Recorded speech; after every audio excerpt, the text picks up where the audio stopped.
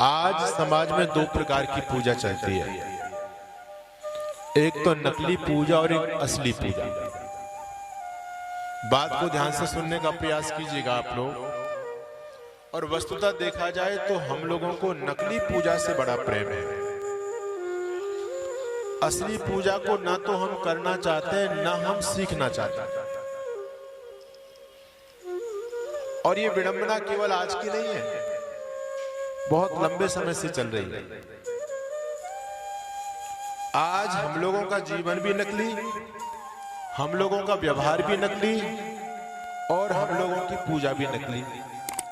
नकली चीजों से हमको प्रेम हो गया आजकल, असली चीजों से प्रेम नहीं है। आजकल आप देखेंगे घर के अंदर मार्केट से फूल लेकर के आते हैं लोग और कमरों को सजाते हैं, बेल लेकर के आते हैं। कैसी होती है, नकली या असली? नकली वाली। असली फूल नहीं मिलेंगे लोगों के घर में। हमारे यहाँ बहुत अच्छे समाज सुधारक हुए जिनको दुनिया कबीर दास के नाम से जानती है। उन्होंने बहुत अच्छी बात कही इस हिंदू समाज की मनोदशा को देखते हुए। वो कहते हैं, संतो देखो जग बोराना, साच कहो तो मारन धावे, झूठ कहो पतियाना। अगर सच्चाई का उपदेश समाज को करेंगे तो समाज क्या करता है? सम्मान नहीं करता, बल्कि ईंट पत्थर फेंकता है, मारने के लिए दौड़ता है। जितने भी समाज सुधारक इस समाज को जगाने के लिए आए, इन समाज के लोगों ने उनको सुला दिया हमेशा हमेशा के लिए। चाहे शंकराचार्य को ले लो, चाहे महर्षि दयानंद को ले लो, चाहे अन्य किसी को भी ले लो। लेकिन जो इस समाज को बहकाने का काम करता है, ये समाज में तो बहुत अच्छा मानता है। सांच कहो तो मारन धावे, झूठ कहो पतियाना। और कहते हैं, माटी को एक नाग बनायो, पूजे लोग लुगाई।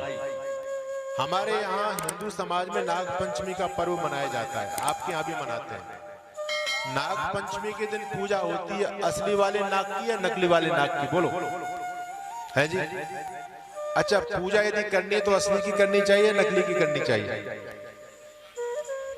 यही विडंबना है हिंदू समाज की। नकली की पूजा, असली की पूजा नहीं करना चाहते। हर चीज हमारी नकली हो चुकी है। माटी को एक नाग बनायो, पूजे लोग लुगाई।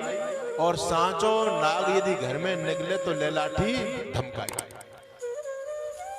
घर में मैंने देखा है, बड़ी आलीशान कोठी बनाते हैं लोग, कोठी के अंदर मंदिर बनाते हैं और उस मंदिर के अंदर चांदी की या पीतल की एक गाय रखते हैं।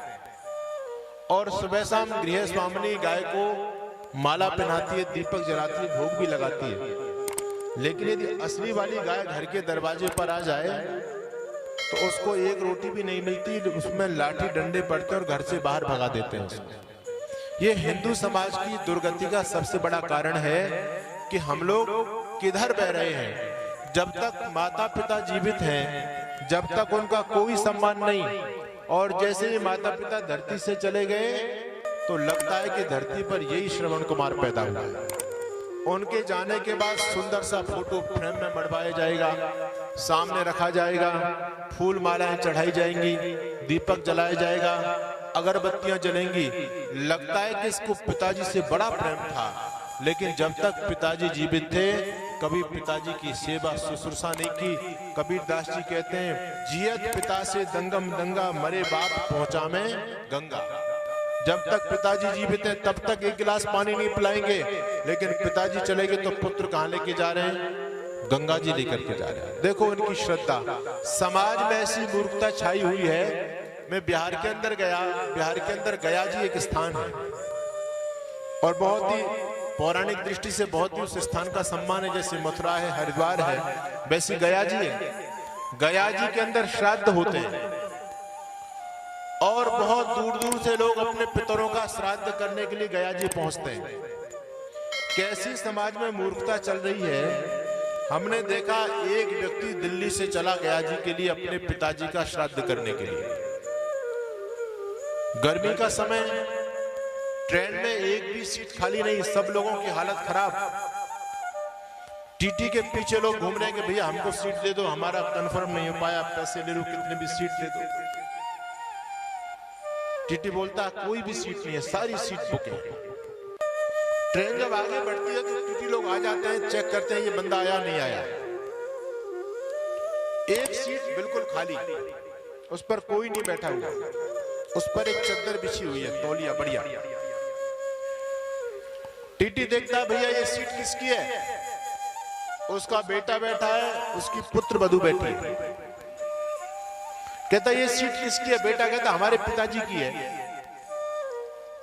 बोले ठीक है, पिताजी के। चला गया। 2 घंटे के बाद आया, वो सीट तो फिर भी खाली है। बोले सीट किसकी है? बोले हमारे पिताजी की है। नाम ये नाम पूछते ना, तो नाम जो लिखा हुआ था उसने नाम बोल दिया। उसने सोचा पिताजी कहीं इधर उधर गए होंगे।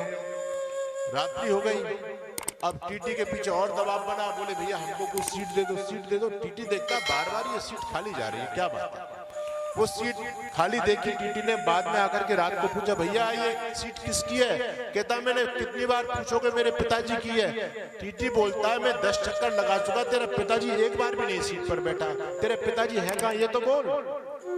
कहता है मेरे पिताजी तो नहीं है दुनिया में। बोले दुनिया में तेरे पिताजी नहीं है तो ये सीट तेरे पिताजी की कैसी हो गई?